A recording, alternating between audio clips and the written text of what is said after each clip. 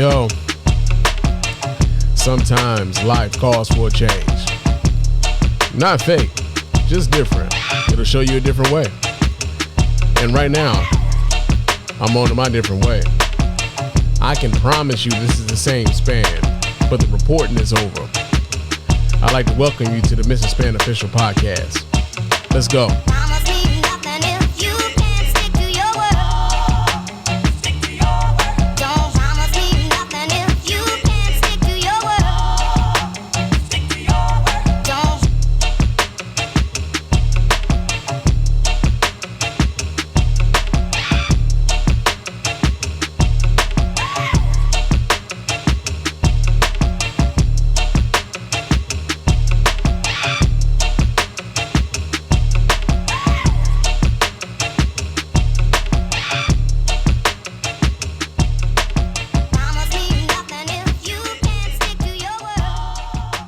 Yo, what's going on, everybody? Welcome to the Mrs. Spann official podcast. I'm your host, Mrs. Spann, and this is episode number 37 of the show. And yo, man, this is a bit quicker than we normally get down. You know what I'm saying? Like, I just talked to you guys Sunday. Here it is Thursday, and I'm talking to you guys again because the world does not fucking stop, man. I said again, the world does not fucking stop, man. It does not. And so because the world doesn't stop and because I got a little bit of time, you know what I'm saying, I can get to this microphone. I can talk to you guys about the shit that's going on in the world, and I can put my spin on it, right? I can talk about it in the ways in which your man Spann sees what's happening in the world or whatever. And as my tablet just gives me a motherfucking notification, I wish I could quiet that shit down as I'm doing the show. But, of course, before we get into everything Spann Report Podcast Network related and the Mrs. Spann official podcast related, I do have to remind you guys how to get in touch with us over here at the Mrs. Spann official podcast and let your voices be heard, man. So go ahead and hit us up at our hotline at area code 313-288-0485. That's area code 313-288-0485. Leave us those voicemail messages. Of course, those messages will get played here and responded to here live on the show. So if you're chopping it up or if you're watching us here live on, let's see, we're on YouTube, we are on Facebook, and we are on Twitter, man. So if you're watching us via those three different platforms, go ahead and hit us up at area code 313-288-0485. If you're watching us live, you can chop it up with your man Spann live. But if you're not watching us live, go ahead and leave us those voicemails, and we'll reply to those voicemails here on the show, right? Also, hit us up at our email at feedback@thespannreport.com. That's feedback@thespannreport.com. Go ahead and leave us those emails, and of course, those emails will get replied to here live. They'll be read here live. And we'll have that back and forth with you here while we're doing the show, right? Also, if you want to chop it up with your man Spann during the week, hit me up on Threads and or Instagram. My name on both of those platforms is Mr._Spann. So go ahead, follow me there. Chop it up with your man Spann throughout the week on Threads and Instagram. Also, leave us a 5-star review on iTunes and or Spotify. Those 5-star reviews are the ones that get read here live on the show. We really appreciate everybody who goes about the business of doing that. It doesn't cost you a dime. Just a couple minutes of your time to let everybody know why you're rocking with us over here at the Mrs. Spann official podcast and the Spann Report Podcast Network in its entirety. And you know why we do that? You know why we do only the 5 stars, right? Because the people that do not like you do not hesitate to let you know that they don't like you. So the ones who really do fuck with us, man, we appreciate y'all and we want to highlight y'all. So the 5-star views are the ones that get read here live on the show, right? Also, if you're watching us here on, if you're listening on Spotify, you can vote in our polls on Spotify. You can comment on Spotify. Those are a couple of different ways that you can also be a part of the show here as well. Also, if you're leaving us comments on our YouTube at the Spann Report Podcast Network on YouTube, we'll read some of those comments here on the show because we got quite a bit after that last show, and not all of you motherfucking shit is gonna get read. Right, but no, real talk. If you're leaving us some comments there, we will highlight some of those comments, and we definitely want to make this a conversation, not a monologue. So, yo, real talk. If you're leaving us any type of feedback, we want to hear from you guys, man. We want to hear what you think about the things that we say here on the show. So, yo, leave us that feedback in that way. Also, go to our website at www.thespannreport.com. You can go there. You can watch replays of the show. You can donate to the show as often as you like, as much as you like. And, of course, we really do appreciate every dime over here at the Spann Report Podcast Network and the Mrs. Spann official podcast. We appreciate everybody who kind of helps out and contributes in that way, man. We really do appreciate that, man. Real talk. But yeah, man, like I said, I last talked to you guys on Sunday, man. It hasn't really been that long. Normally we go between like a week or so, but there's been so much shit going on, and I've had an opportunity to kind of think about some of the shit that's been going on, and we're gonna talk a little bit about some of these things, man. Real talk. But I don't really have a whole lot of like random thoughts or anything like that. I didn't have anything interesting happen to me or anything like that. Nothing crazy at the job or anything, man. Oh, I will say this, man. Like we here in the upper Midwest, you know what I'm saying? We had a heat wave that kind of happened here. You know what I'm saying? Hey, man, just yesterday, it was fucking 70 degrees here in Michigan, man. 70 in February, man. I'm old enough to remember, man. Like for all of the people who like don't believe in global warming, listen here, man. We wouldn't be setting fucking records in February if we weren't dealing with some level of global warming here, man. It was 70 degrees. You had the parks full of motherfuckers, man. You had people out barbecuing. You had people out, like, cruising and shit. They done pulled the motorcycles out early. They done pulled the mopeds out early. Some of these niggas are out on the mini bikes already, you know what I'm saying? Stopping their shit with their damn feet, It's crazy, right? 70 degrees. And I'll be goddamn if I got to work this morning and it was 28 degrees outside. Nigga! 28 motherfucking degrees, bro. It was brick. It was brick this morning, bro. I had to put on a couple extra layers. I knew it was happening. But it was brick outside this morning, man. So yeah, man. If you're part of the Midwestern culture, man, if you kind of know, whether it be Milwaukee, whether it be Chicago, whether it be Indianapolis, whether it be Kansas City, man, you're gonna look up, man. It's gonna be like hot as fuck one day and then cold as shit the next. And it's just part of being a part of the Midwest. You will have all 4 seasons over the course of the week if you live in the Midwest, man. Real talk. But other than that, that's about the most interesting thing that kind of happened over the course of this week, right? So yeah, we got that going on. But let's just get right to it, man. Let's just get right into what the hell we got going on this week. So one of our first stories, man, we're going to kind of talk about here on the show tonight is Wendy's, man. Wendy's wants to get into they want to get into the surge pricing in much the same way that Uber does surge pricing when the demand is high, man. God damn! Yeah, they kind of do. So let's see, we're going to pull this story up because, wait a minute. This isn't exactly it. Did these motherfuckers update this before I could actually talk about this shit? Let's see. Yeah, let's see what NPR is talking about right now. Because right now it says that no, Wendy says it isn't planning to introduce price surging. So I mean, goddamn, man, that's sort of like breaking news. You know what I'm saying?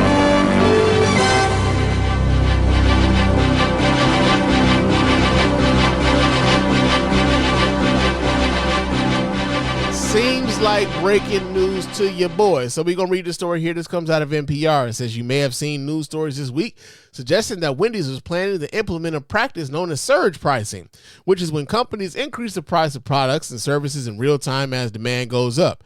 In other words, if you found yourself standing in line at the Wendy's during a busy lunchtime rush, you might be sold a more costly Frosty. The hubbub came in response to comments made by Kirk Tanner, the fast food chain's president and CEO, during a February 15th earnings call. Beginning as early as 2025, we will begin testing more enhanced features like dynamic pricing and day part offerings, he said. Tanner was talking about the company's $20 million investment in new digital menu boards and said that the technology would empower Wendy's to experiment with a few novel strategies, including so-called dynamic pricing. After news outlets ran stories warning that Wendy's was planning to hike prices during the busier times of day, company executives tried to better explain what Tanner meant. To clarify, Wendy's will not implement surge pricing, which is the practice of raising prices when demand is highest. Wendy's Vice President Heidi Schauer said in an email to NPR, "We didn't use that phrase, nor do we plan to implement that practice." Wendy's didn't provide any additional details, but it said in a separate statement that the digital menus could allow the company to offer discounts to customers during slower times of the day. Now, I do know that when this news kind of hit the social media feeds, man, whether you are on Threads, whether you on Twitter, whether you on Facebook, whether you on fucking TikTok, whether you on Mastodon or Blue Sky, whatever the fuck, whichever one you on, everybody was mad as hell, and to the point where it was really just like, man, ain't no way. God damn! You niggas about to charge me $3 more for the spicy chicken sandwich because I came during the lunch rush, nigga? That's how people that's how people kind of took it. You know what I'm saying? Like, yo, when you think of surge pricing, and for those of you who are familiar with using Uber, like, yo, Uber be like, yo, man, this ride gonna cost you about $15 more because of where you at and because of how many people want us to provide this service. Now the cost of the brick just went up. You know what I'm saying? The cost of the brick done went up, but nobody's really willing to pay more for the chicken sandwich, man. If you know the chicken sandwich is $3.99, do you really want to pay $7.99 for that bitch because it's busy? Nobody wants to do that shit, man. Nobody. I mean, come on. And here's the thing, though. Here's the thing. Because I really feel as though they're backtracking hard on this one. Because I find it hard to believe that surge pricing just became a thing that people came up with on their own, right? I find it hard to believe that the general public came up with this on their own. I feel as though they said this shit, the general public kind of got wind of it, and they were like, yo, it's like that little trial balloon, man. Let's see what the fuck they say if we put this shit out there, right? And if we put it out there, we gonna see what they say. And then when they found out that most people like, man, fuck that shit, nigga. I don't want to pay no more for that damn triple. I don't want to pay no more for the chili. I don't want to pay any more for these fries. I don't want to pay any more for these damn spicy nuggets, nigga. I want the same price that I'm supposed to get anytime I go here. And not only that, people are already upset that the cost of the food is going up, right? Like, yo, man, I used to be able to go in the motherfucking Wendy's, man, and go get, a Dave double, you know what I'm saying, large for $8.99, nigga. Now that shit cost me $14, nigga. This is crazy. You know what I'm saying, nigga? I don't know about that, man. And then if I order shit or Uber Eats or DoorDash or whatever, these motherfuckers want $20, nigga. I don't know, man. I don't know. This shit just costs the cost of the brick going up. And people do not like that shit, man. They don't. So what I feel like is that Wendy's, they floated this idea. They had the trial balloon go out into the public to see how the public would respond to it. And once the public said, nah, we ain't with the shit. Oh, no. Y'all got us fucked up. Yeah, you know what? We wasn't even talking about that, y'all. We was just talking about some video boards, man. We gonna be putting some new menus up in the restaurants, man. We even giving you niggas discounts, man. Y'all got us. We were just playing. We were just playing. Right. So yeah, man. Wendy's had the grand opening and grand closing when it came to their motherfucking dynamic pricing, man. So, or their surge pricing. So yeah, we got that going on. That has been in the news, man. Now last week we talked a little bit about the Trump shoes, right? We talked a little bit about that. Off top, like I said, I believe that although the Trump sneakers sold out, I really do feel like that was one of those times where there was a false scarcity, right? I don't foresee a shit ton of sneakerheads feeling as though they have to have the Trump sneaker right now. I'm not as much of a sneakerhead as a lot of motherfuckers. I mean, I got quite a few pair. You know what I'm saying? I've invested in my sneaker game. You know what I'm saying? I ain't a slouch, nigga. You know what I'm saying? But I am not so much of a sneakerhead that I feel as though I need to buy some bullshit coming out of the Donald Trump camp, right? But that didn't stop Bronx rapper Fat Joe from copping himself some of the Insurrection 45s. Yeah, man, we get this story here. This comes out of Yahoo, man. Fat Joe supports Donald Trump's never surrender kicks, but not his presidential campaign. All right. So let's see. It says the ability to separate the art from the artist is one of the most enduring conversations in mankind. Can you support someone's music, clothing, or talent if they are viewed as a bad or at the very least controversial person? According to Fat Joe, yes, as he recently revealed that he has no issue purchasing Donald Trump's new golden high top sneakers, even if he has zero intention of supporting his campaign to be reelected as president of the United States. I'll be a monkey's bare-assed uncle. Yeah, man, this is the 53-year-old rapper jumped on Instagram Live this past Monday to discuss why he proudly bought the Never Surrender kick, specifically the exclusive Family and Friends edition. So not only did this motherfucker buy the shoes, right? He bought the shoes, but he bought some special edition shoes of these He bought the special editions, bro. Turn your ass around, nigga. He said, if you collect art, do you really know what Michael Basquiat was into? He asked his viewers, do you know what Andy Warhol was into? Any of these artists that you was into, you love the art, so you get it. I guess they separate art from the person. Now, me as a sneaker collector, I had to get my hands on the Trumps. So here's the thing, bro. Hold on.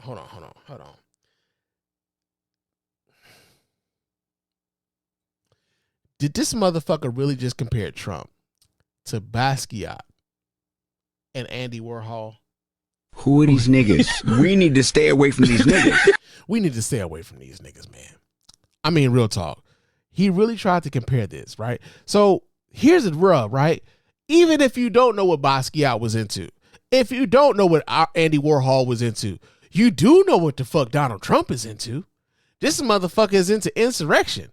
This motherfucker is into, presidential immunity for whatever fucking crimes I committed while I was in the office.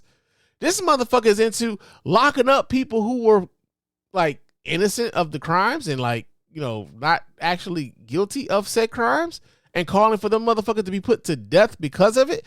We know that this dude was, into not renting his apartments to people of color like the Puerto Rican that Fat Joe is. We know that he was into that sort of shit. So how then do you think that you are going to really justify this to anybody who knows what the fuck Trump is into? Even if your argument is, we don't know what Basquiat was into, we don't know what, Andy Warhol was into. Motherfucker, we know what Trump is into. We know what he was into. Let's see. He also says Joey Crack continued to make it clear that there was no exceptions in his mindset, using another recent example of a controversial person. But listen, I have thousands and thousands and thousands of pairs of sneakers. When everybody flipped on Kanye, I went and bought the two most exclusive Kanyes ever. This motherfucker. Look at the Combs. Look at the Combs. Always tuning for you. Hey, man. The people didn't flip on Kanye. Kanye flipped on the people. Kanye flipped on the people, man.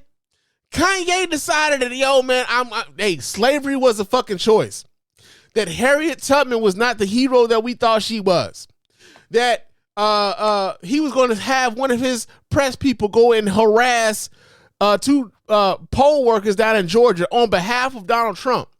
That he parades himself around with Nick Fuentes, who is a Nazi supporter, Nazi sympathizer.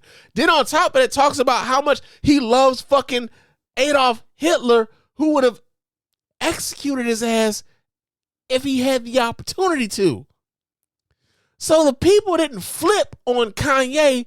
Kanye flipped on the people, and you thought that was the time to be a supporter of Kanye.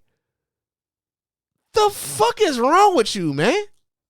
The fuck is wrong with you? So here's the rub. Here's the question that I have. Here's the question that I have.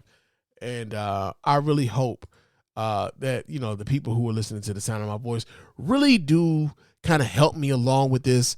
Give me an answer as to what you think this is and whether or not, you feel as though this is a valid argument to make. But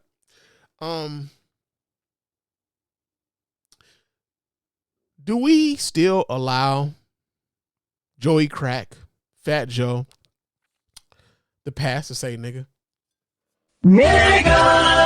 Do we still give him that? You know, because I get it. You know, you New Yorkers, you know, for the folks who are in New York, you know, y'all give a lot of motherfuckers up there passes to say nigga and shit, right? I've never really been the biggest Fat Joe fan. I've never really I ain't never bought a Joey Crack album. You know what I'm saying? I ain't never been like, yo, man, I gotta have that next Fat Joe shit. I mean, Lean Back was a bop, but I never bought the motherfucking single. You know what I'm saying? They played the shit, I danced to the shit, and that was it. You know what I'm saying? I never felt like Fat Joe was one of those people like I had to have his shit. I had to listen to the bars that were coming from Fat Joe. Never felt like that ever in my life, nigga. Ever. But do we still give him the pass to say nigga in his records or just in, you know, regular parlance? Do y'all still give him that pass after this?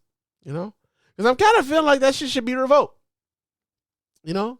I kind of feeling like his nigga pass has expired. I feel like that. Now, I am just but one person. But I kind of wonder how you motherfuckers feel about that.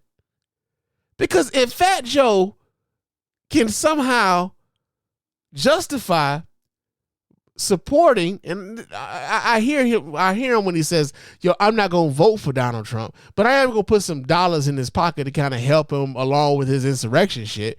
I don't really, y'all the ones that flipped on Kanye, despite the fact that Kanye was out here on the Nazi shit. Yo, but it's because I'm a sneakerhead. Like, bro, does your sneaker fandom know no motherfucking bounds, man? Is it really just about you being a sneakerhead, bro? Like, it can't be just that. It can't be just that. So I'm going to pose this as that question. Does Fat Joe still have the pass to say nigga after this support of Kanye West, despite his support for Kanye West's support of Nazis, and his willingness to shell out for the special edition Trump Insurrection 45 sneakers, and meanwhile come back to us and say, it's because I'm a sneakerhead?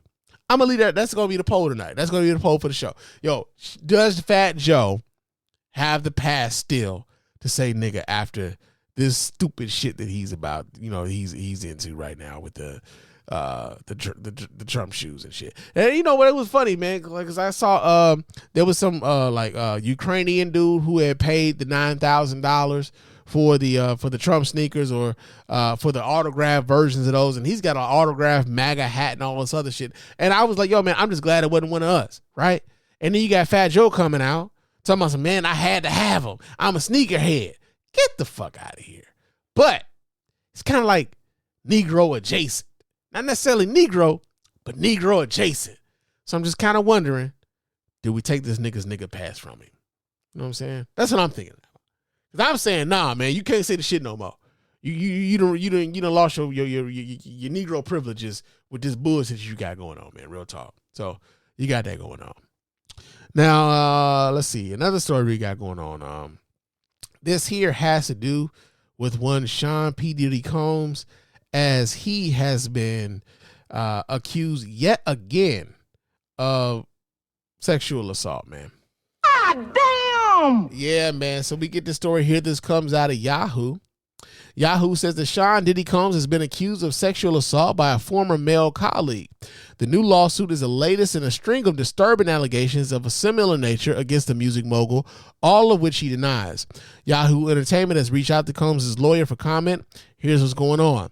Rodney Lil Rod Jones, a producer on Diddy's 2023 album, filed a lawsuit in federal court in New York on Monday against the rapper and several associates. Jones alleges that to have witnessed Combs and others engaging in serious illegal activity while he lived and traveled with the superstar from September 2022 to November 2023. In documents obtained by NBC News, Jones claims that Combs forced him to solicit sex workers, some underage. The producer alleges that he was pressured into having sex with them at Combs' direction. Images of the alleged gatherings that appear to show sex workers at parties at Combs' homes are included in the filings. Jones claims that some of the sex workers were given drinks laced with drugs at Combs' direction. And on at least one occasion, according to the suit, Jones says he's believed he was drugged as he woke up naked and disoriented in bed with Combs and two sex workers. Jones alleges that he was forced to work in Combs' bathroom as the entrepreneur showered naked. When he voiced concern to Combs' chief of staff, it was dismissed as friendly horseplay, stating that those acts were Mr. Combs' way of showing that he likes you, per the lawsuit. Jones alleges that there was constant unsolicited and unauthorized groping and touching of his anus by Combs. Jones alleges that Combs was grooming him to pass him off to his friends, according to the complaint viewed by The Hollywood Reporter. He's suing for harassment and assault, seeking $30 million in damages. Oh, yeah. There is powerful niggardry at work here. Yeah, man. So, first things first, man. I know a lot has been made of the fact that, there's a same sex aspect going on here. And that's what a lot of people have kind of latched on to.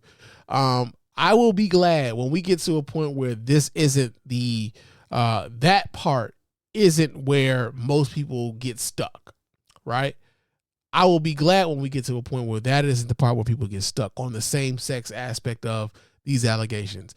What I hope though is that we come to a point where we just acknowledge the substance of the allegations, right? This isn't the first time over the course of the last few months that we've seen someone accuse Sean Diddy Combs of some level of sexual abuse. I mean, one of the bigger stories that came out this year was his longtime girlfriend, Cassie, was accusing this man of sexual abuse and sexual assault, and that she was going to come forward. And then there was a settlement that they had reached. And, after the settlement had been reached, that kind of went away, right?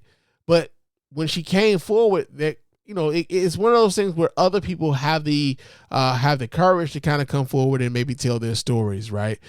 We saw a similar aspect of this happening when it came to Bill Cosby a few years ago, right? Yeah, once it becomes a part of the once one victim comes forward, then it gives other potential victims or alleged victims the courage to tell their stories as well, right? Now, of course, all of this is allegedly. But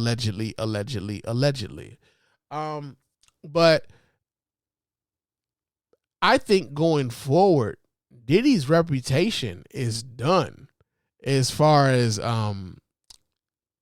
it's almost on some R. Kelly shit to a large degree. Now, there have been whispers of R. Kelly for a long time, man, and there have been videos of R. Kelly out here for a long time. The interesting thing about this is that, even though, like, I'm not a part of the industry, there's a lot of us who are not a part of the industry, but a lot of us have heard about these infamous Sean P. Diddy Combs parties and shit, right?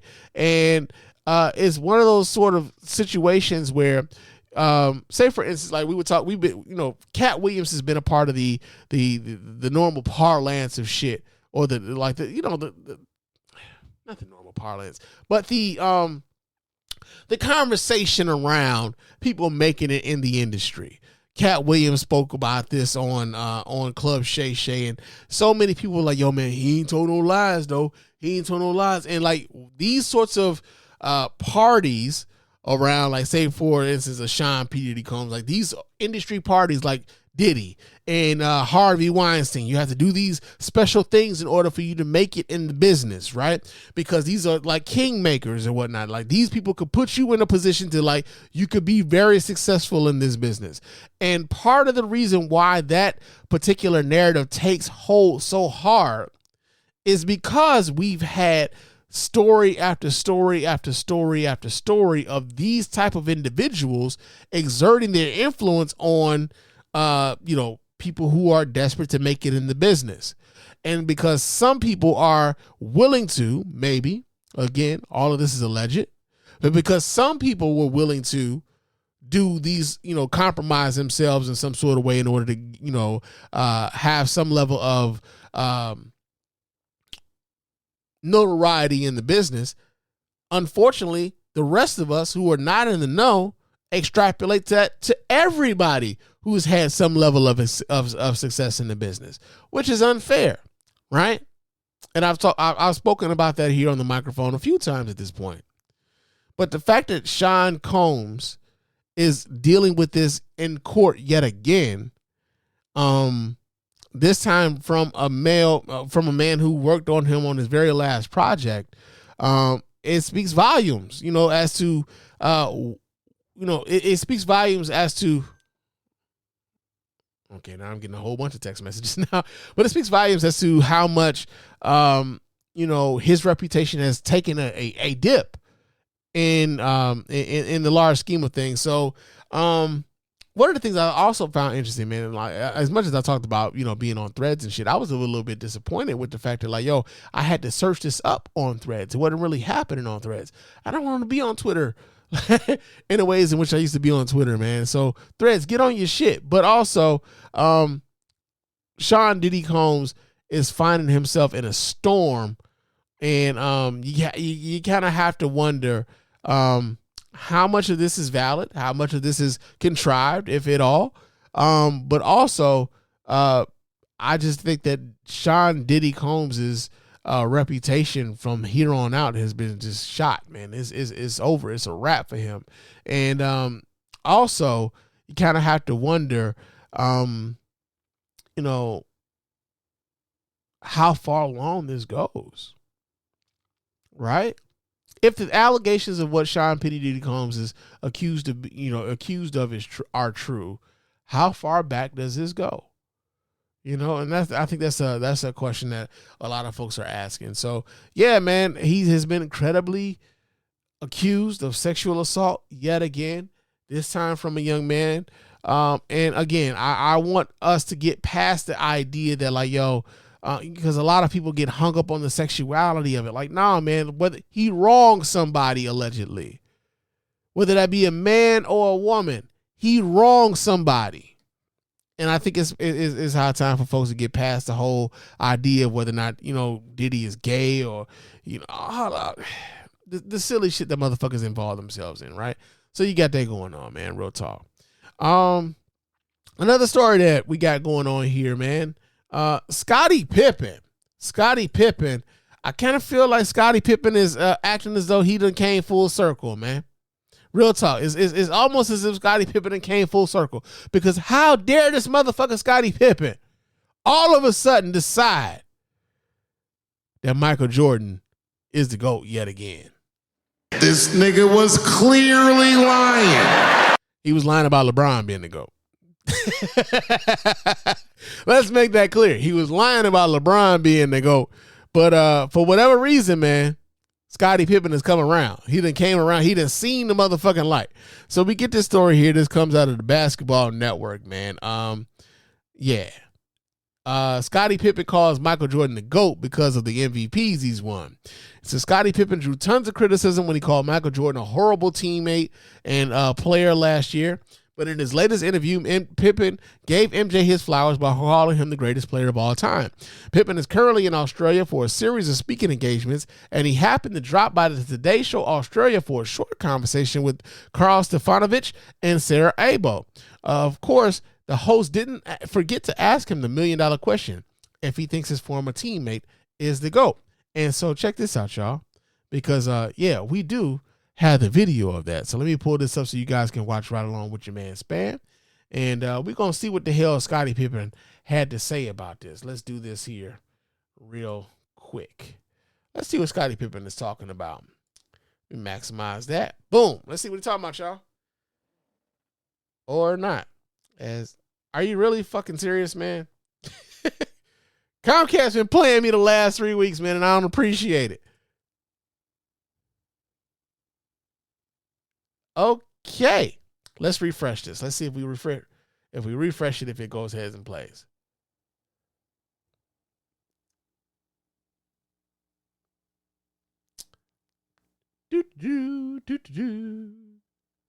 So we just not gonna do what we're supposed to do? Comcast, computer, YouTube, just gonna leave me hanging like this? I don't appreciate this. Like not even a little bit. Like not even like not at all. Okay, let's stop sharing. Let me see. Same, Ain't that a bitch? I guess, nucleus around you to get you.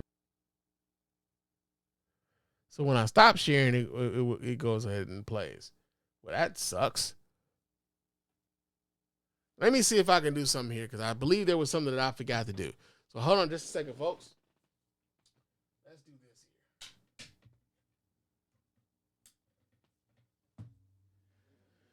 I still have my lights hardwired. So let me see if I can fix this with the hardwired internet and shit. Let's see if the internet like kind of gives me some grace here. And let's refresh.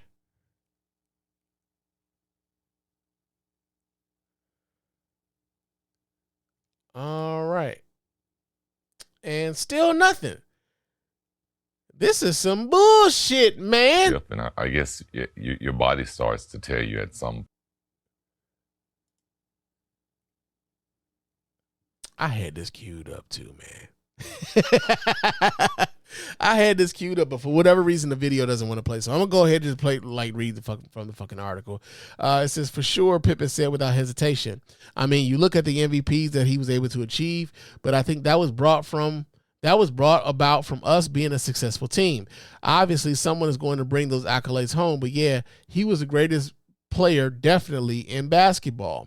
Pippen said that The Last Dance was special.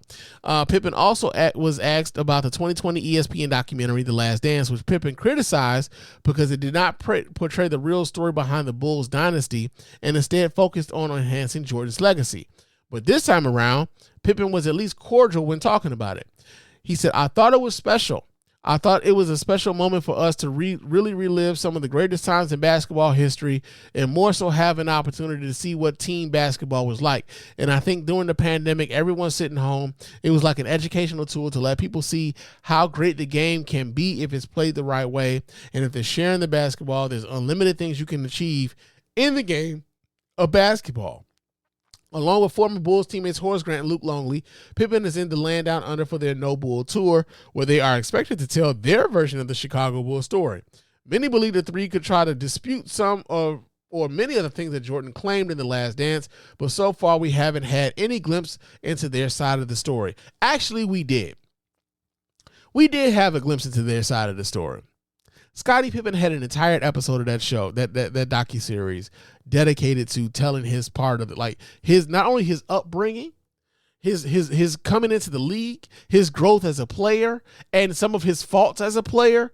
And those are the parts that Scottie Pippen was like most upset about when it showed some of his faults as a player, right?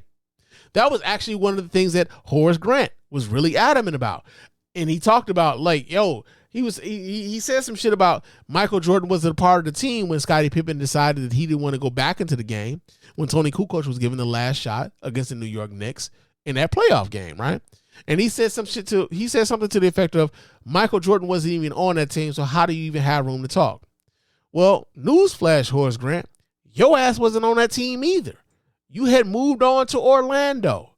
And when it comes to the last 3 championships, your ass wasn't a part of that team either. As a matter of fact, they beat your Orlando Magic team. They swept y'all asses up out of the playoffs and won 3 more championships. So where do you find the room to talk shit, right?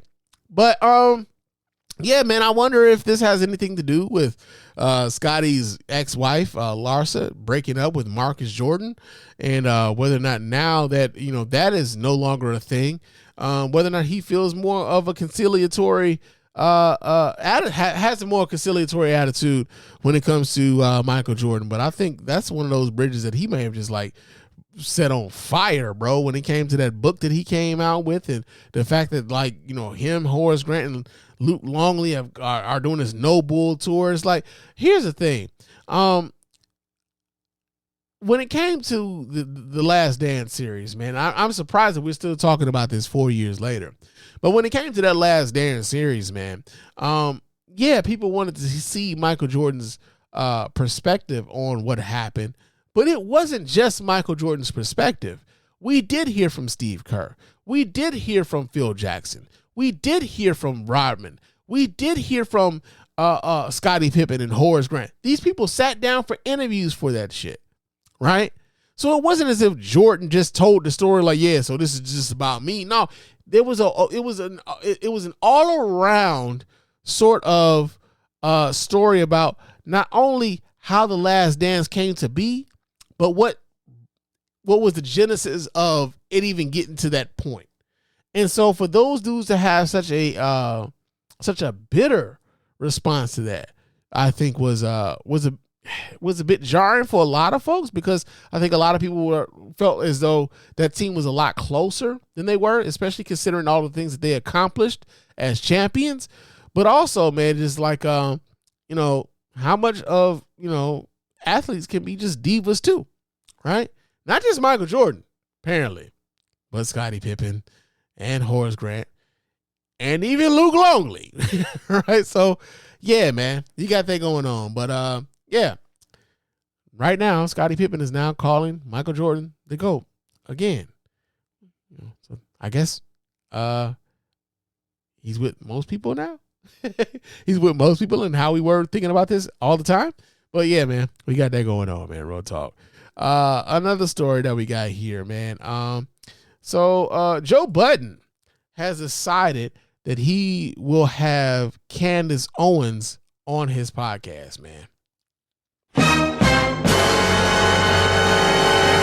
Yeah, man. So rapper turned podcaster Joe Budden has decided that he will invite Candace Owens on his podcast to have some conversation. And we get the story here. This comes out of yahoonews.com. It says that Joe Budden does a good enough job of stirring up controversy on his own, but his next move may be the most scrutinized yet. The retired rapper has a podcast episode with Candace Owens coming soon, and the people have thoughts. The eponymous podcast host gave the conservative commentator her flowers for the work that she does in the political space and was interested in speaking at length with her, though he doubted if she would ever come on the Joe Budden podcast. To his surprise, a 34-year-old author expressed that she was willing to speak with him. Budden and Owens moved fast because within days she posted a photo of the two of them together in a room that looked set up for a podcast episode. It happened, she wrote in the caption of her Instagram story. The internet, however, has mixed reactions on what this collaboration could be. One ex-user discussed Joe Budden and Candace Owens working together, asking, "Y'all don't believe in sitting down with educated people with different views from your own? Some of y'all argue back and forth with strangers on the internet for free." Another user quoted them and said, "Candace Owens isn't educated and nobody on the Joe Budden show is capable of challenging her. What's the point?" Another user defended the Pump It Up rapper being typecasted for hosting the controversial black media personality. It's crazy people are talking about black men's podcast as a source for right-wing propaganda in response to Joe Budden interviewing Candace Owens. Like Candace Owens isn't a whole black woman with a massive right-wing platform, they wrote. Now, there are some people who feel as though this is a controversial thing for Joe Budden to do. I am here to tell you that if you are surprised by this, I have a can of magic beans to sell you. I'll be a monkey's bare-assed uncle. I am not surprised that Joe Budden in the least would have someone like a Candace Owens on his show, right? There is a certain contingent of dudes who, and I remember this happened with Kanye West some years back when we found out that Kanye West supported fucking Nazis, right? Where he talked about, I like the way that Candace Owens thinks, and then you looked up and Candace Owens was accompanying Kanye West to his visit to TMZ, where he espoused a bunch of bullshit about Harriet Tubman and the choice of slavery and everything else. I can remember a time where Candace Owens, when she had her doxing website, where she was doxing conservative activists and conservative commentators before she found the money in being a conservative commentator herself, right? There is a contingent of podcast. And this is the reason why so many people are when it comes to black men podcasting, where they be like, yo, man, y'all need to take these niggas' mics away from them, right? But it doesn't surprise me that there's here's the thing. There is a contingent of people who believe that if you just have the conversation with someone on the other side, then maybe you will understand why they believe the things that they believe, and that you can come to some sort of middle ground, right? I used to be one of those people who believed in that sort of shit, who believed that if I just had these conversations, because the conversations need to be had. No, I think to a large degree, we are at a point now where you understand where a motherfucker is coming from. Because even if you don't have the conversation with them, you hear the things that they say. And you know whether or not you agree with most of the things that they say. You know if what they say is the total antithesis of everything that you believe in. You don't have to have a conversation with a motherfucker to understand that what they are talking about is totally against everything that you believe in. So the idea that you have to have a conversation with them in order for you to come to some level of understanding, that means you just not listening to the motherfuckers, right? You are not listening to what they are saying. And I am of the belief, especially because of how I operate. I operate in the space of, when I get on this microphone, what you hear me say on this microphone, I believe. There are a lot of folks who get on microphones who say a lot of shit that they don't necessarily believe. They'll get on these microphones and they can't wait to play the devil's advocate, right? And when they get on these microphones and they are playing the devil's advocate, or, hey, man, I'm just going to put this out here just for the sake of putting this out here. Let me see what y'all think about that. Only for the engagement. Only for the eyeballs. Not because they believe it. Only because they want to see what your reaction will be to what it is that they say. I no longer believe in having those sorts of conversations. I believe it's a waste of fucking time. Right? But that's the integrity for me. For me.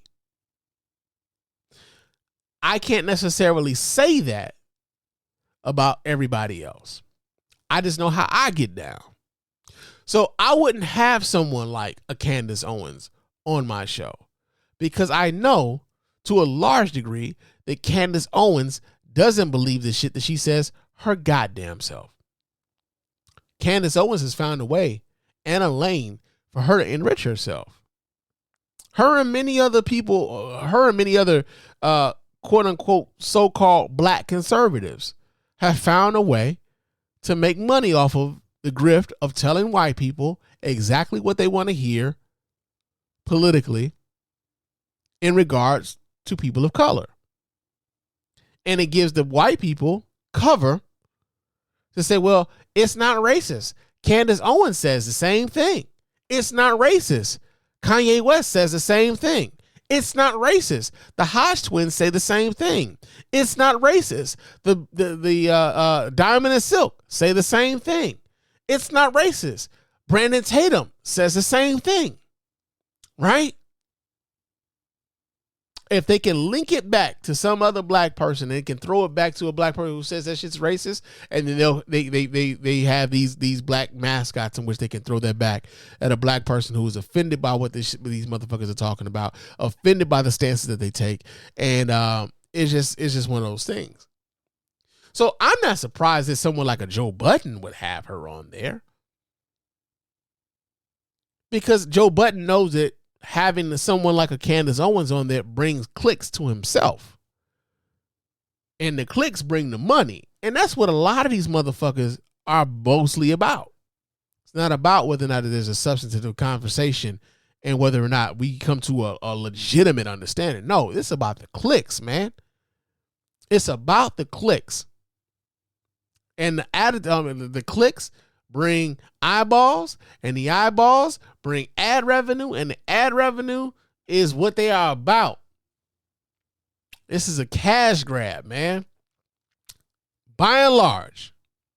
So yeah, I am not surprised that Joe Budden has had. I'm actually more surprised that y'all are so surprised that he would have her on there. That's what I'm surprised about. Because that's exactly the type of shit that Joe Budden would have on his show. Real talk. So yeah, man, you got that going on. Joe Budden has Candace Owens on the Joe Budden podcast, I guess. Kudos, to those of you guys who listen to that shit, I suppose. You got that going on. Now, another story that we got going on, man. Wendy Williams had a documentary series premiere on It premiered on, I believe that was Lifetime. Yeah. And it came out to some mixed reviews, man. Nigga! Yeah, man. So let me see if I can pull this story up. I believe I still have it.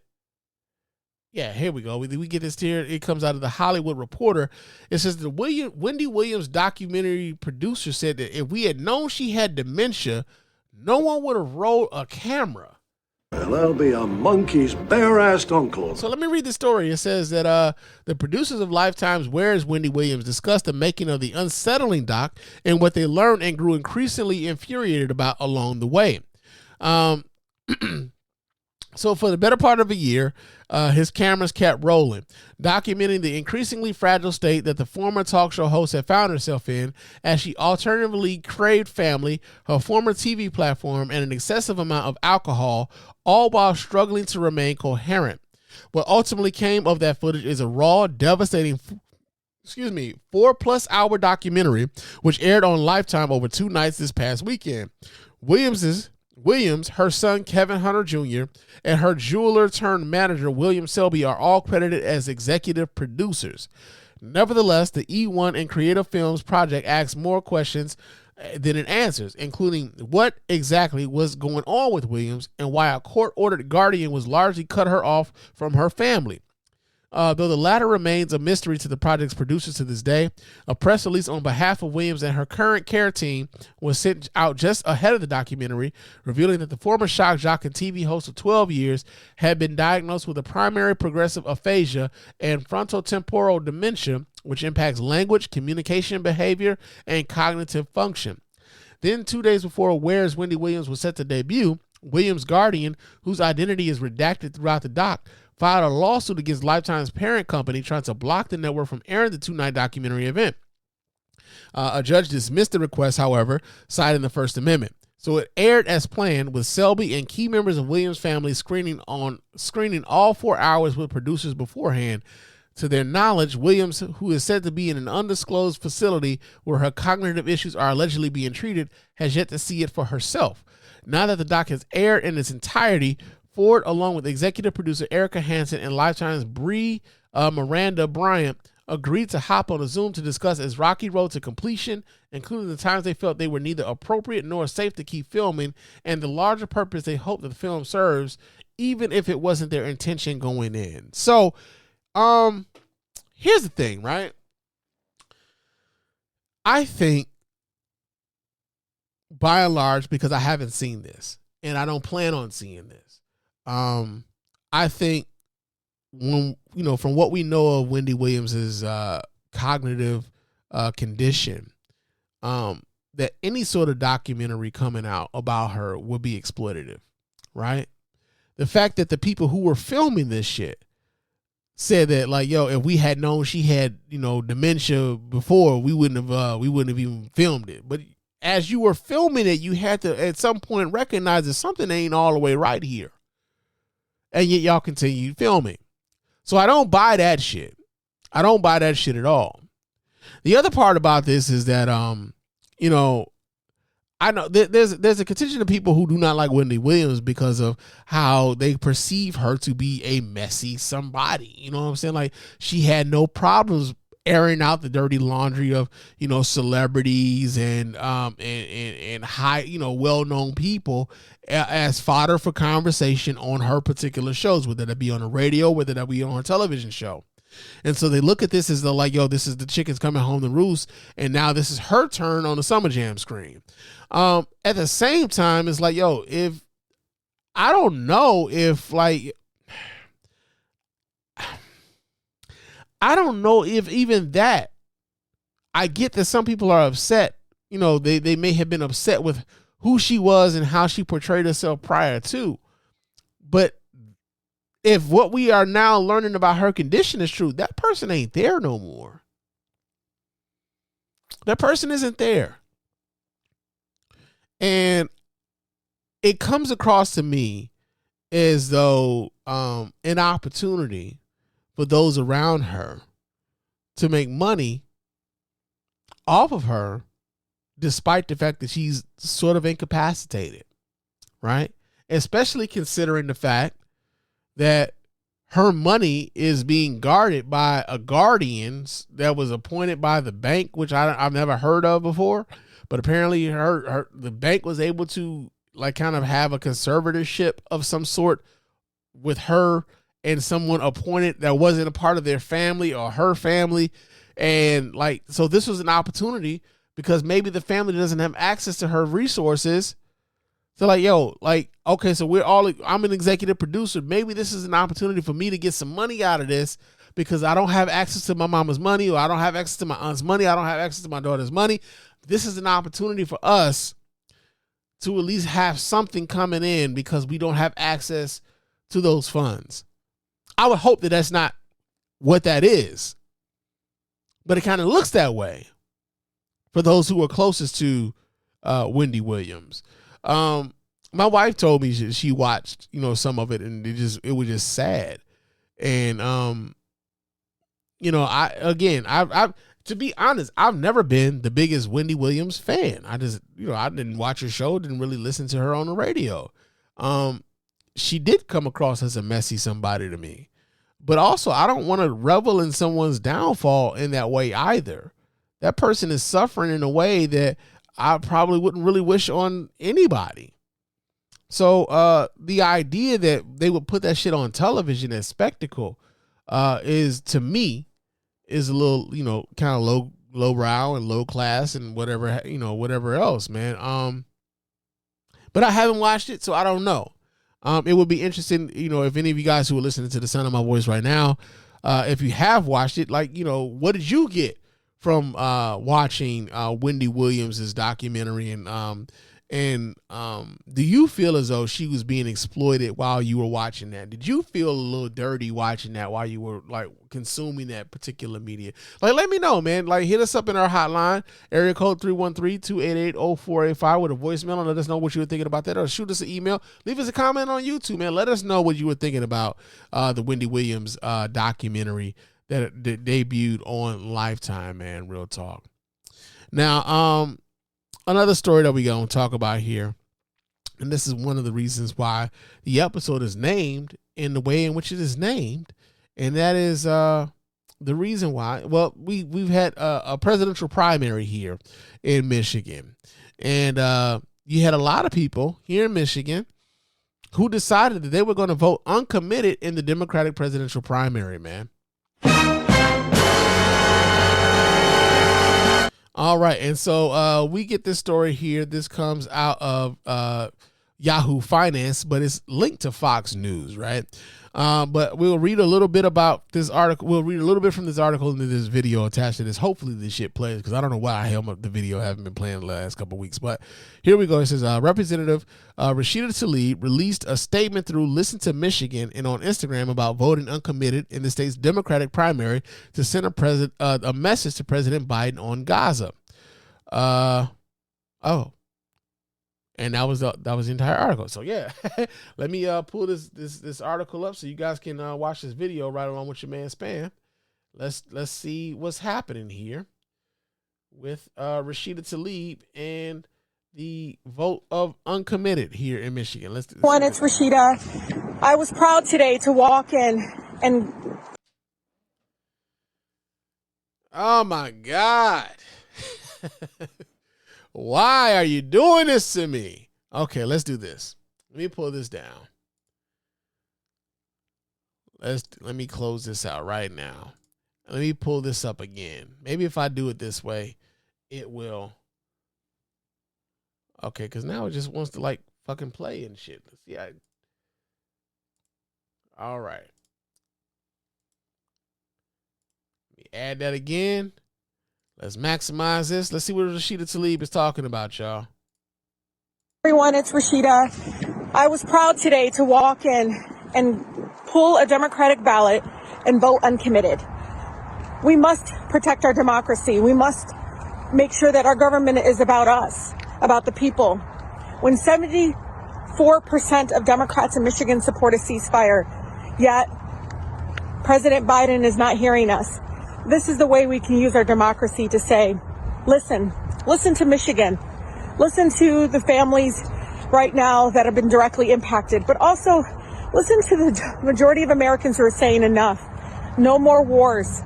No more using our dollars to fund a genocide. No more. So please, take your family members. Use our democratic process to speak up about your core values, where you want to see our country go.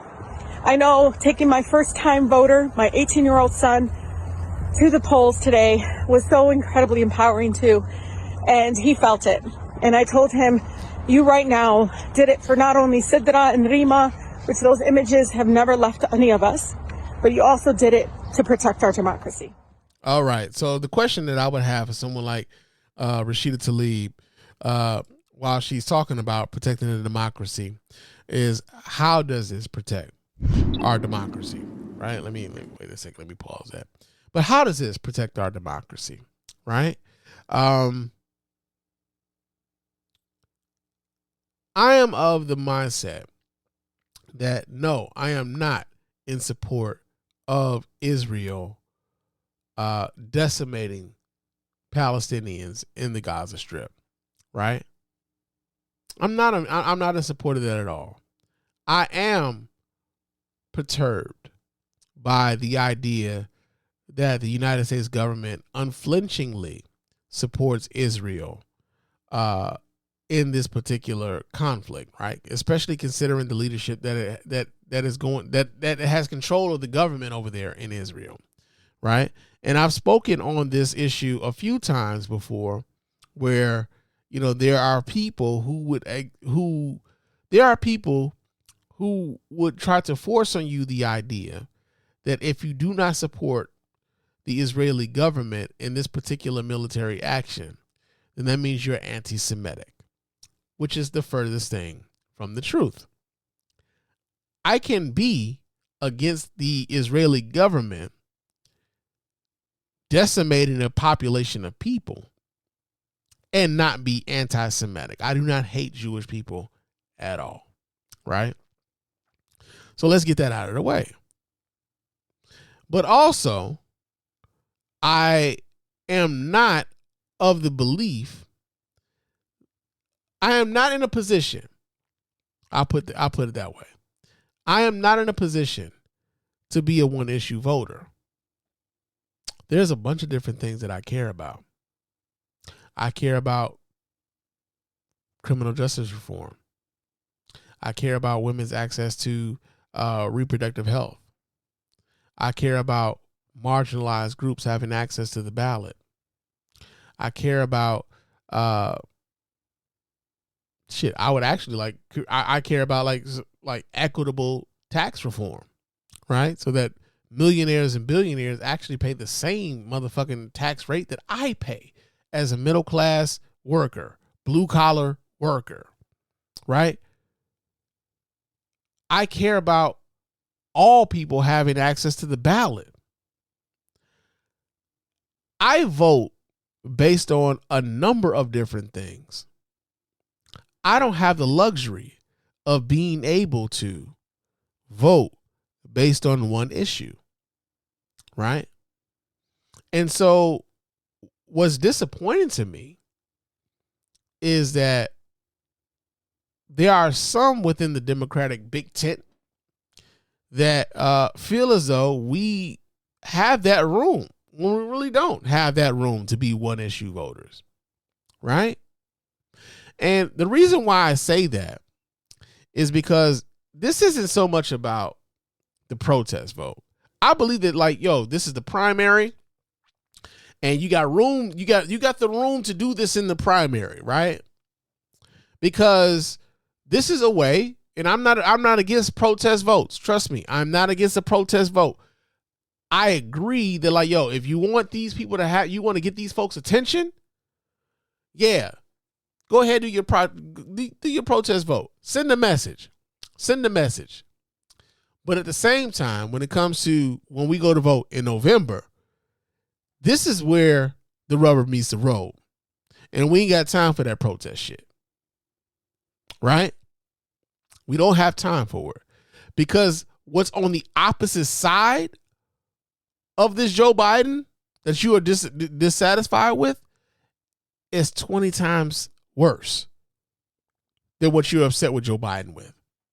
And one of the things that kind of makes me like a little, that kind of bothers me just a bit is there's this video here. I'm gonna pull this up so you guys can kind of watch right along with your man Spann. But there was this that kind of came up, and I want you to just kind of listen to some of the single-mindedness of some of the folks who were about the uncommitted votes and everything else. So let me share this with you guys so you guys can watch right along with me, and let's see what they're talking about here now. Give away their amanat, did not steal their amanat. And we get this video. This comes from the Associated Press. All right, for those of you who are not watching us here live. It says that some Arab American community leaders declined to meet the president Joe Biden's campaign team in the Detroit area on Friday. And then your president wants to come to your community and make sure that you're still going to vote for him in November. I hope you send him the right message. It says the backlash exposes a growing rift between the White House and groups otherwise loyal to Democratic causes in a critical swing state like Michigan is. It says that Arab American leaders have for months accused the president of being too supportive of Israel in his war with Hamas. Intentionally, I think, pursuing a policy that is not only inhumane and disgusting to everyone that hoped for something different, but will be consequential in November 2024. We will fight Joe Biden. We will make sure that we will punish Joe Biden by making him one-term president.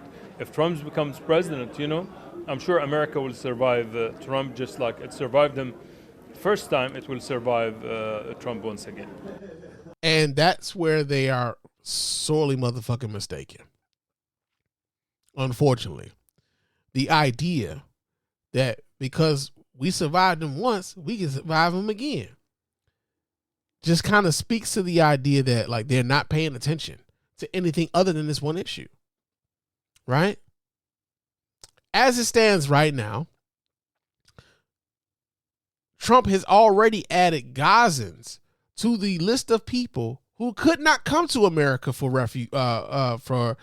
political asylum. As he was doing his Muslim ban the first time, he would have implemented a Muslim ban again the second time if he ever becomes president again. He does not have any sort of love or affection or empathy for the people of Gaza or the Palestinians as a group. He does not have any love, respect, or empathy for anything that they're going through at this moment. So the idea that we could survive, we survived one Trump presidency and we could survive another one,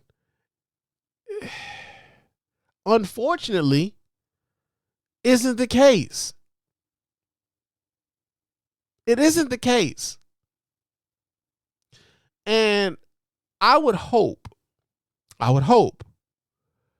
that more of our brothers and sisters in the Arab community would recognize the threat that Donald Trump actually poses, not just to their being here, but also to the relatives over there, right?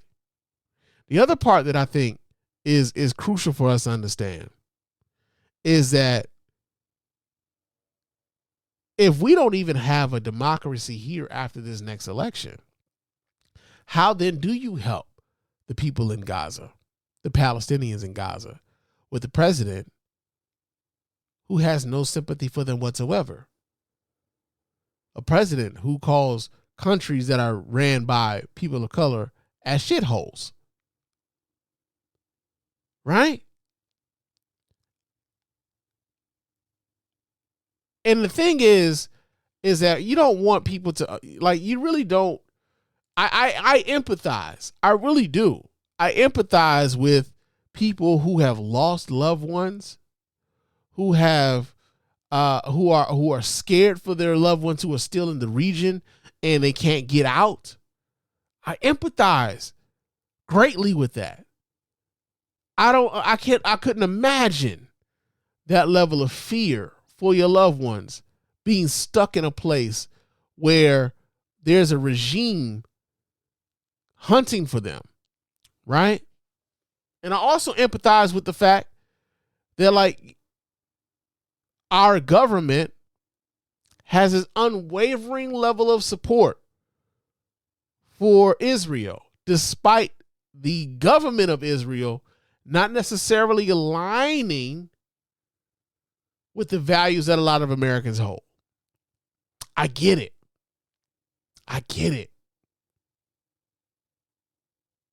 But the reality of the situation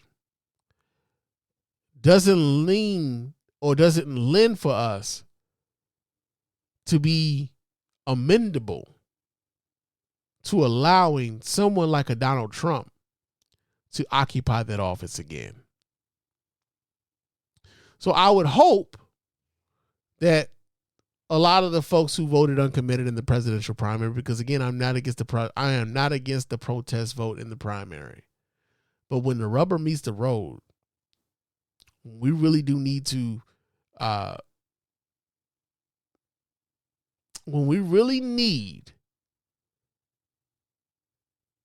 to put our foot and our feet on the road and do what we're supposed to do, I really hope that, like, some of these folks will come around and recognize that the Republicans are offering you nothing, absolutely nothing, for the pressure that you're putting on Joe Biden.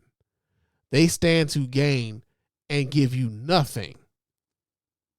Meanwhile, the people or even the administration that could actually hear and heed your cries could be punished going forward. So, yeah, man, I really just it's trying times, man. It's trying times, but I would hope that, like, you know, I get, like, again, I get the I understand it. I understand it, especially in the primaries. I get it, but come November, we don't need that attitude that, like, yo, we survived one Trump presidency, we can survive another. It ain't that kind of party. We cannot even flirt with that sort of idea. But you got that going on. But yeah, man, that's one of those things. Another story that we got going on here, man. So the Supreme Court is actually considering and hearing the Trump case, or the immunity case, that Trump thinks he's immune from prosecution because he used to be the motherfucking president. Nigga! Yeah, man. So let me get this. Let me take that down. Let me stop sharing that, and let's go back to our pocket here. The Supreme Court did what now? Where's my story? Here we go. We get this here out of Politico. It says that Donald Trump's federal trial for seeking to subvert the 2020 election is likely to remain on hold for several more months, while the Supreme Court takes up his argument that he is immune from prosecution for actions he took while president. In a one-page order Wednesday, the court set an expedited schedule to hear the immunity issue, with oral arguments set to be set during the week of April 22nd. In the meantime, proceedings in the trial court will remain frozen. There is no noted dissent or other explanation of the high court's action. If the court rules on the matter quickly after the arguments and rejects Trump's immunity claim, it may permit a trial on the election-related charges to occur later this summer or fall. But the court's decision to keep the pretrial proceedings frozen is a blow to Special Counsel Jack Smith's efforts to keep Trump on trial, to bring Trump to trial this year. Smith has charged Trump with 4 felonies stemming from his bid to subvert the 2020 presidential election. Trump claims that as a former president, he enjoys broad immunity from criminal prosecution for acts taken while in office. Lower courts have rejected that claim, but proceedings in the trial court have been paused for more than 2 months while Trump has litigated the novel immunity question. In Wednesday's order, the Supreme Court granted Trump's emergency request to maintain that pause while the justices hear Trump's immunity appeal. If they ultimately rule that Trump has immunity, the charges will be thrown out. If they deny the immunity bid by the end of their term in June, it may still be possible for the trial judge overseeing the case, U.S. District Judge Tanya Chutkan, to schedule a trial to begin in late summer or fall. So here's the thing, right? Say, for instance, they say that Trump has immunity from, criminality, from anything he did as president, right? Say they give him that, right? Does that mean that Joe Biden could just blow up the motherfucking Supreme Court? You know what I'm saying? Like, does that mean that Joe Biden could just say, well, fuck it then. If we just immune from all the shit, let me go ahead and like knock off all. Hey, he gonna give it heads up to like Elena Kagan and Sotomayor and Ketanji Brown Jackson and be like, hey, keep y'all asses out of the Supreme Court. I'm about to blow that son bitch up. We about to boom. And we're going to put a whole other motherfucking bench up there. What's keeping him from being able to do that? If they deem that, a president cannot be held accountable and legally liable for the shit that he does officially as president, right? Think about that for a second. If they do that, before Donald Trump is able to before he's able to maybe even before we vote and all this other shit, if they come to a ruling that says that the president is immune from prosecution from crimes committed while he was president, Joe Biden can blow that whole fucking court up and they can't hold him accountable. Which is why I think, if one, it was silly for them to even take this case up, one, and two, if they take the case up and they do rule in favor of Donald Trump, then Joe Biden can take advantage of that and act on his own and do whatever the fuck he wants to do before Donald Trump even has an opportunity to take advantage of these powers, right? Now, what does that mean for us going forward as voters? As voters, we can be like, yo, man, because we don't want this son bitch to have that level of fucking power after what he's shown us he's willing to do already. As voters, we should be motivated to say, hey, we cannot allow that dude to become president again. Because if that dude becomes president again, we can all kiss our motherfucking rights goodbye. Because he can assassinate political rivals. He could lock up the people who did not vote for him. He could, anybody like myself who's been speaking out on against his ass, hold us as political prisoners, right? He could do that if the court rules in that way. So, as much as one would hate for the Supreme Court to rule in that way, because of the scheduling and how this falls, I'm leaning on, I know it's wrong of me, right? I know it's wrong of me to lean on the side of sanity, but I lean on the side of sanity in saying that, I don't believe that this particular court would even rule in that favor for him, despite the fact that they want to, because of how not only it would look, but also the ramifications of what that could mean before the election. Because if that were the case, Joe Biden could take advantage of this new ruling, right? And even I don't think Joe Biden would do that sort of shit, but it's not as if he couldn't. It's not as if he couldn't. Now, the other thing too, man, a lot of folks who were like, yo, we're worried about, them throwing the case out. Donald Trump, he gets elected, he could throw the insurrection shit, he could throw that out. But that doesn't negate what's going on in New York. That doesn't negate what's going on in Georgia, despite what they're trying to do with Fani Willis down there. It doesn't negate those cases. And those are state trials. Those are not federal trials. He will still be held accountable for those things. So, yeah, man, as much as people were disappointed in the fact that the Supreme Court decided they were going to hear this immunity case, I kind of feel as though, yo, man, it would probably be best if it came from the Supreme Court that they heard about this immunity case to put this shit to bed.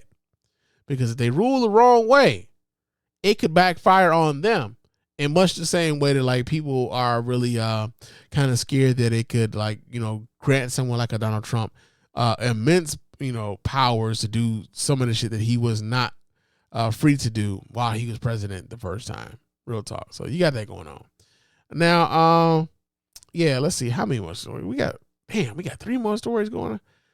I think we might only cover 2 more of these, and then we're gonna get the fuck up out of here because I've been on the mic for a long time. Yo, did y'all know that some motherfuckers decided they was gonna jump Cam Newton?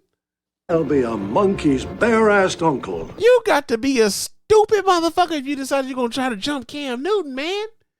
Cam Newton, that's a big motherfucker. But apparently some dudes thought it would be a good idea for them to jump one Cam Newton. So we got some video of them trying to jump Cam Newton. Let's see if I can let's see if I can pull the video. Okay, so they play ads. I'm gonna wait till this ad passes by and then we gonna I'm gonna pull that up so y'all can see it. But yeah, man. Let's see what they're talking about here. Boom. Let's do that. And like I said, unless we getting paid for the ads, I'm not showing y'all the ads, man. Because I respect y'all's time, man. And I respect y'all not being inundated with ads, man. We all hate the ads, bruh. Real talk. But all right, so now I can pull this up. Let's see what they talk about. Let's see if they actually talk about this. Because this video looks like some fucking Boston shit. But let's see what they talk about. Let me unmute this. Coordinator, because to me, Dan, that's the big story around the Patriots. What are they going to do? Fuck the Patriots, nigga. We're not here for the Patriots. Fuck the Patriots. I was here for the Cam Newton shit. It's supposed to be video of Cam Newton and the fight. All right. Stop sharing it then. All right, man. I don't know, man. My video has been really like failing your boy lately. I don't get this. But we're going to read this story here. This comes out of CBSNews.com. It says that Cam Newton was always a tough player throughout his 11-year NFL career. He hasn't lost that in the retirement. As video of the former Patriots and Panthers quarterback involved in a fight went viral on social media over the weekend. You know what, man? Fuck this shit. Let me see. Cam Newton fight. I'm on YouTube. Let's see. YouTube. Let's see. Cam Newton fight. Let's see if we can pull that up. Newton gets jumped. Oh shit! That's Cam Newton just gets jumped. That was the first thing that came up. All right, let's see. Okay, I just want to see like the fight though, not 9 minutes of it though. I don't want y'all commentary. Okay, I might be able to pull this short up. Let's do this here. Let me shimmy ya, shimmy yay. All right, let me do this here. Pull this up. Boom. Boom. Boom. We all saw Cam Newton's viral fight at a football camp this weekend. And we finally got the details of what led to this shocking brawl. Top Shelf Performance, a football training organization, released a statement about the fight. And they're saying Cam was the one that initiated it. We all know how competitive Cam can be. But apparently he taunted bit too much during... So that wasn't what the fuck I thought it was. Fuck you and your short. You son bitch. Fuck you and your short. But let's see. Is there another one? Okay, let's see. Yeah, here we go. Here we go. Before you say we don't have all the facts, as you can see in this video. Oh my God, man.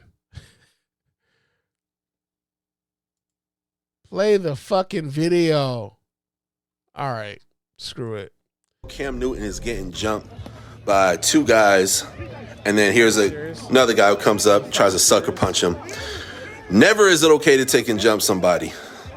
I don't know what issues these guys have or what Cam Newton said to them, but this is chump. Let's try this again. Let me see if I can pull this back.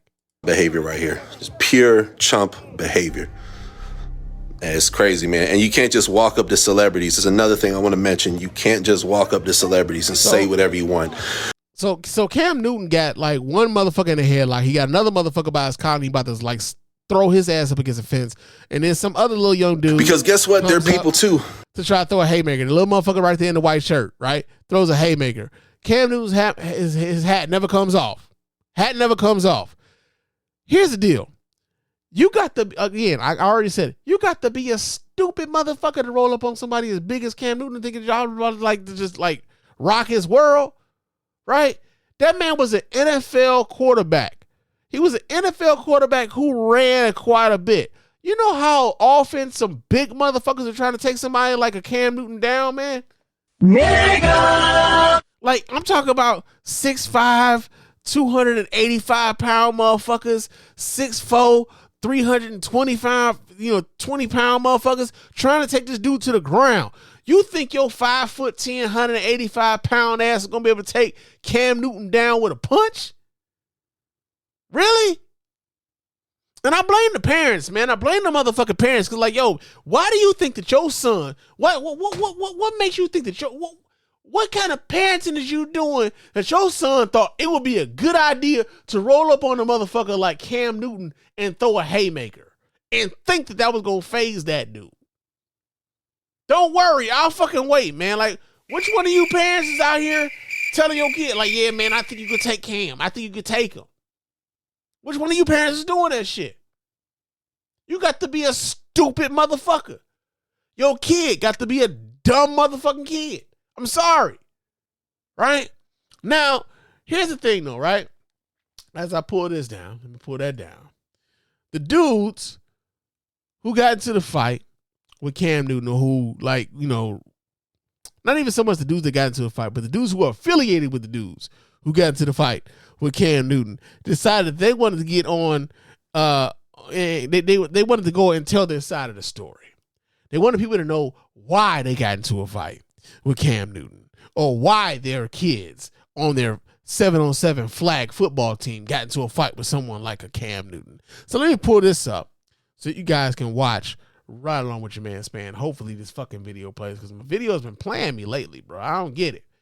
They've been playing me, man. They've been playing me. But yeah, let's see what the hell these dudes are talking about. We get this from World Star Hip Hop. Last time y'all heard this name, but we get this from World Star Hip Hop. Let's see what the fuck these motherfuckers talking about. I just want to know, like, what transpired, like, what can make anyone, like, so angry, because I'm sitting here and I'm speaking to you guys, and there's so much that you guys are doing for the community, and you're pouring into these. So hold up. You mean to tell me that these dudes are community activists? These dudes are community leaders, and Cam Newton said something to them to make them want to, like, sick their kids on Cam Newton, to throw paws on Cam Newton and embarrass themselves in front of the fucking world? Really? Really? All right. Young men. And so it's just like, what can make something transpire like this? First and foremost, like, what I want to do, I want to apologize to everybody that was out there, and to the parents of not just our team, but everybody that was affected by it. That should have never happened. Like, we should have been able to sit down and talk. Like, there's no reason we should be yelling at each other while a game going on. Like, ain't none of that necessary. So Cam has an organization. It's not just one team. He has an organization. So it's just been a lot of trash talk, from, what I'm saying, hit more so his side, just out of nowhere, just talking crazy to us for no reason. It's like, it's not nothing new. Like, I've been around bro for 5 years. So like, this typical Cam Newton behavior. But Steph, you was right there. Yeah. So hold on. So Cam Newton, his organization, people around Cam Newton was talking shit. All right. It's been a long time since I've been involved in competitive sports. But in the time that I was involved in competitive sports, talking shit was part of the game, right? Talking shit was a way in which you can get a motherfucker off what he was supposed to do. Talking shit was a way in which you can gain an advantage. Talking shit was a way in which you can game the refs, in a way, right? But it never led to no stupid shit like this. Off the field, where the kids are getting involved in trying to jump a fucking adult. So this shit spawned off of Cam Newton talking shit. That's your excuse, nigga? And you call yourself being a leader of men? Let a naysayer know. A leader of young men, I'll say that. A leader of young men. That's your excuse? Is that they were talking shit? Y'all couldn't handle somebody talking shit to y'all? That's the whole fucking game. Y'all are that mentally weak that y'all can't handle somebody talking shit to you while competing. That just, I'm sorry, bro. Like that just make y'all sound weak. I'm just saying, make y'all sound weak. You was listening to the whole thing, so you heard him and you walked up. Steph walk up there. Oh, okay. And as I'm walking up to Steph, Cam is in Steph's face. I made y'all responsible for everything y'all do, whatever. Then he grabbed Steph. Okay. So me being my little brother, and I'm walking up a flight of steps, and I see a 6'6" guy grabbing my brother. And that's the footage that everybody That's sees. what everybody's seeing. Like, we also see two other motherfuckers in confronting Cam Newton about something. It ain't he just grabbed one. Like that's the other part about when people start telling these stories, right? Is that they tell these stories as though like there isn't video footage of some of it. Like this would have been cool back in '92. You could have told the story in '92 and it would have floated. Back in '92, we didn't have any goddamn like camera phones and all this other shit. Everybody videotaping everything now. This would have floated in '92. This ain't floating in 2024, bruh. We see what the fuck happened. Them little motherfuckers rolled up on him like they wanted to do something. And there was more than one person who called himself throwing a goddamn haymaker. It was at least 4 of these little bastards that rolled up on that man like they wanted to do something. 4 of them. Now, one of them was able to land a clean shot. He didn't throw a punch at all of them. And somehow Cam Newton walked away looking like the goddamn winner. I'm just saying. How is a man going up against 4 people, not throwing a punch, and still walking away the winner? Meanwhile, you talking about, yeah, he just grabbed him. No, nigga. We saw the video. They confronted that motherfucker. They confronted that grown-ass man like they wanted to do something, and then they got handled by that grown-ass man. I'm going to let this finish out.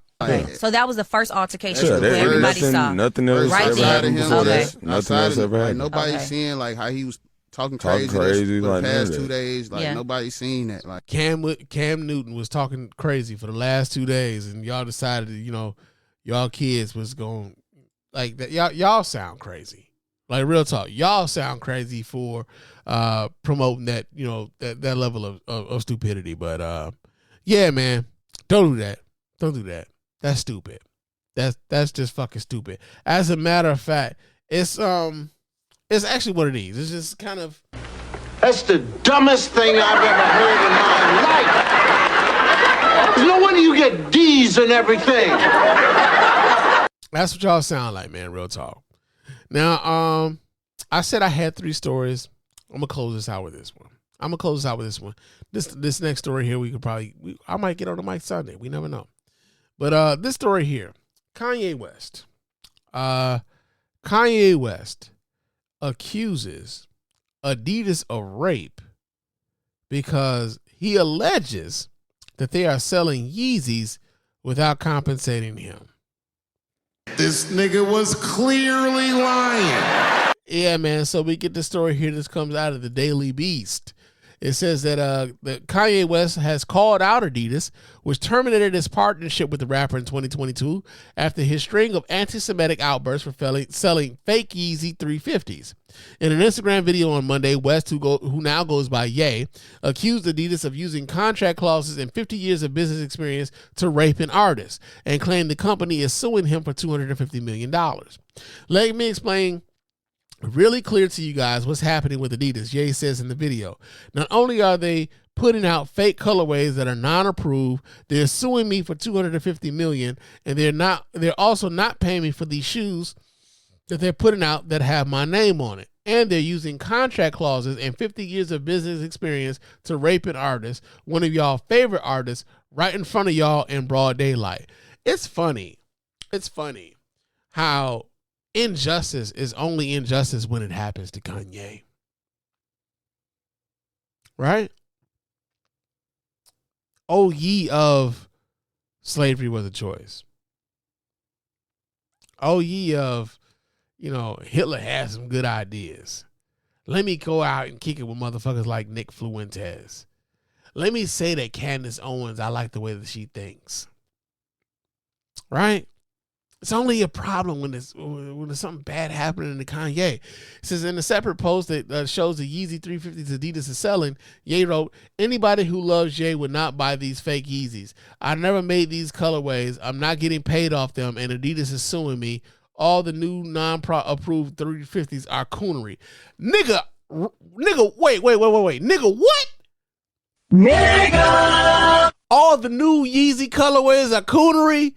Not the shit that you've been doing with the White Lives Matter and the Nazis and all that other shit. That's not the coonery, nigga. Nigga, fuck you, nigga.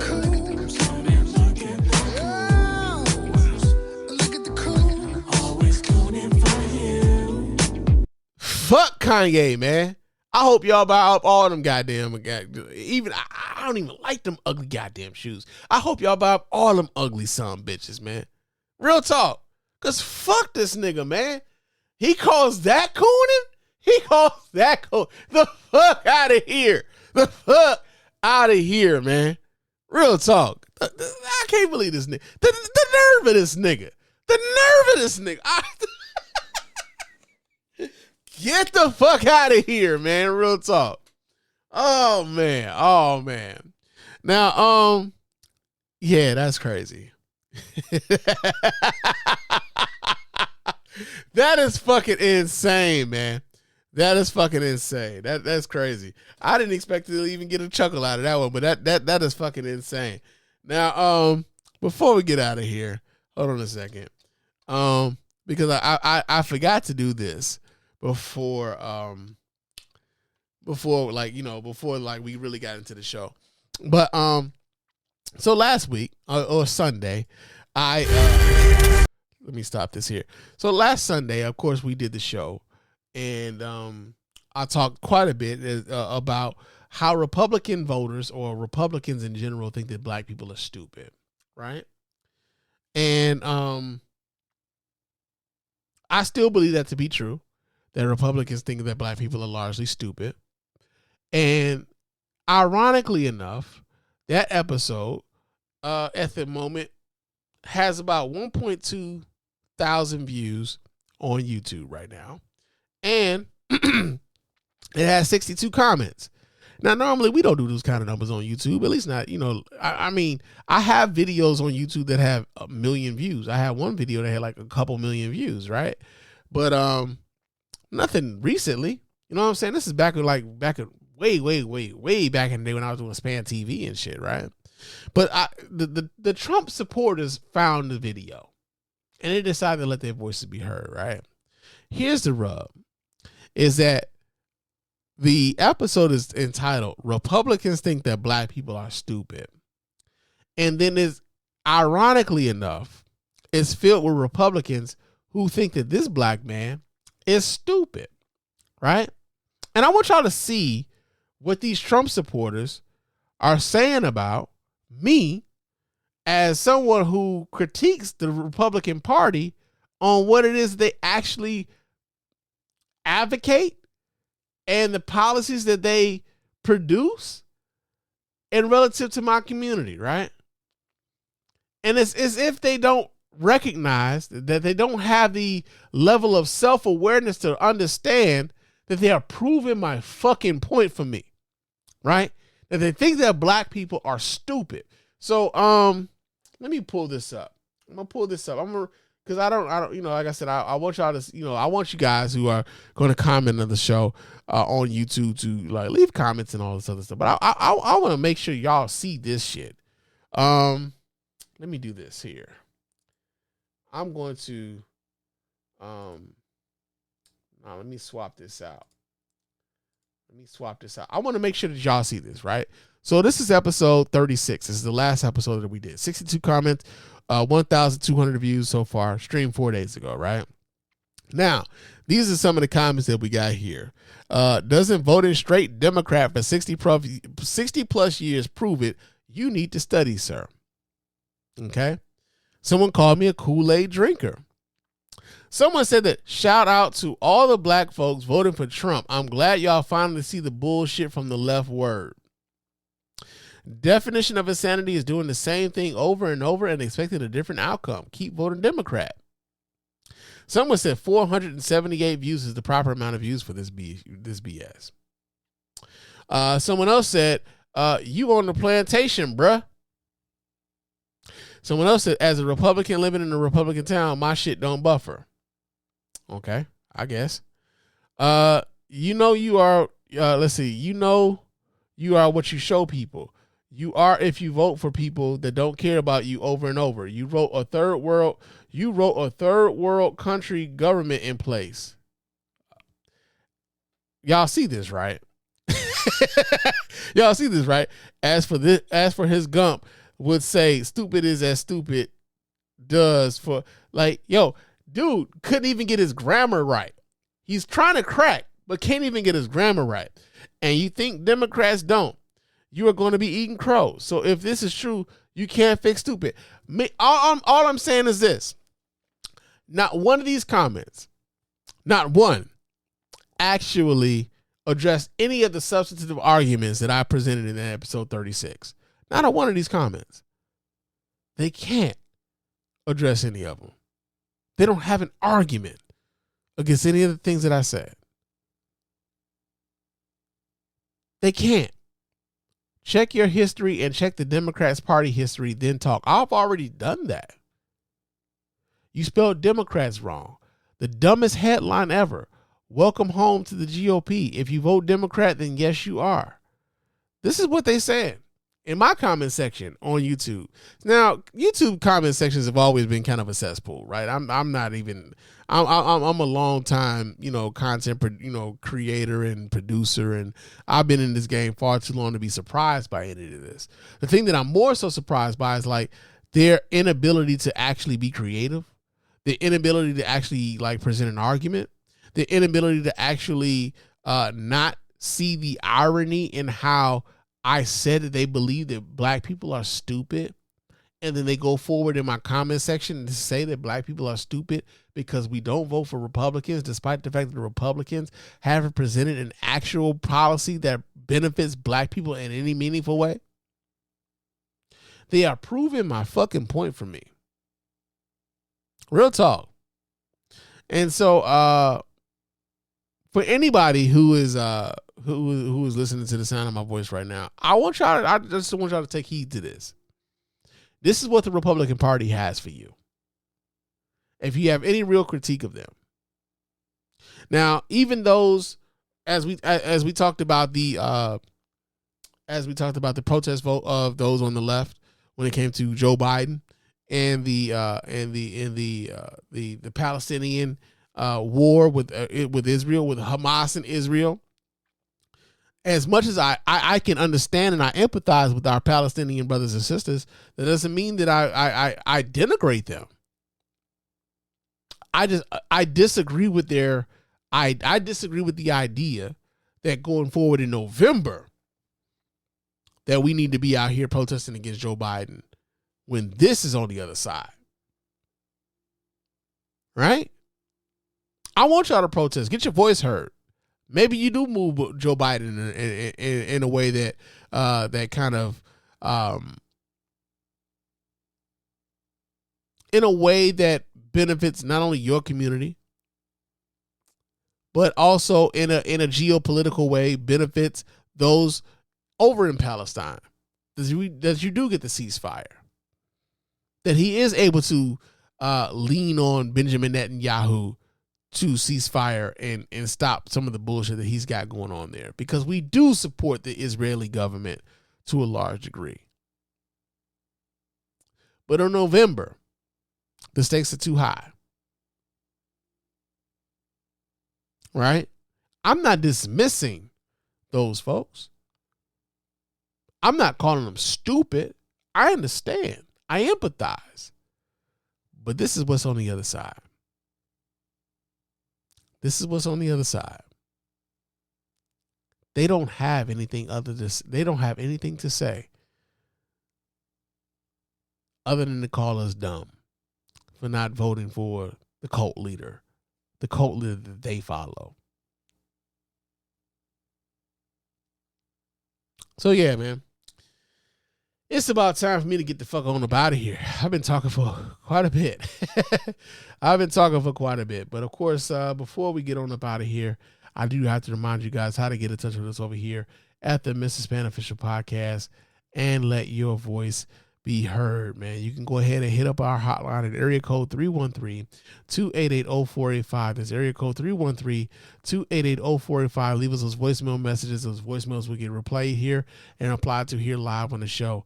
You can also email us here at feedback@thespannreport.com. That's feedback@thespannreport.com. Go ahead, leave us those emails, and of course those emails will get right here and applied to here live as well. Follow me on Threads and Instagram. My name on both of those platforms is Mr._Spann. So go ahead and follow me there. Chop it up with your man Spann throughout the week. Also, leave us a 5-star review on iTunes and or Spotify. Those 5-star reviews are the ones that get right here live in the show. We really do appreciate everybody who goes about the business of doing that. Doesn't cost you a dime, just a couple minutes of your time to let everybody know why you're rocking with us over here at the Mr. Spann Official Podcast and the Spann Report Podcast Network in its entirety. Also, go to our website at www.thespannreport.com. You can go there, watch replays of the show. You can vote in the polls when we decide to put those polls up. You can donate to the show as often as you like, as much as you like. And, of course, we really do appreciate every dime over here at the Spann Report Podcast Network. Also, go over there and check out our store, man. Copy yourself some merch. Get yourself a nice hoodie. Excuse me. T-shirt, coffee mug, mouse pad. We got a whole bunch of little trinkets and stuff like that over there in our store, man. So we really appreciate everybody who helps us out in that way, because this shit ain't free, man. We pay money to keep this shit going. So for those of you who will support us in that way, man, we really do appreciate it, man. Real talk. But yeah, man, I am about to get on up out of here. I will talk to you guys again soon. But until next time, fam, peace.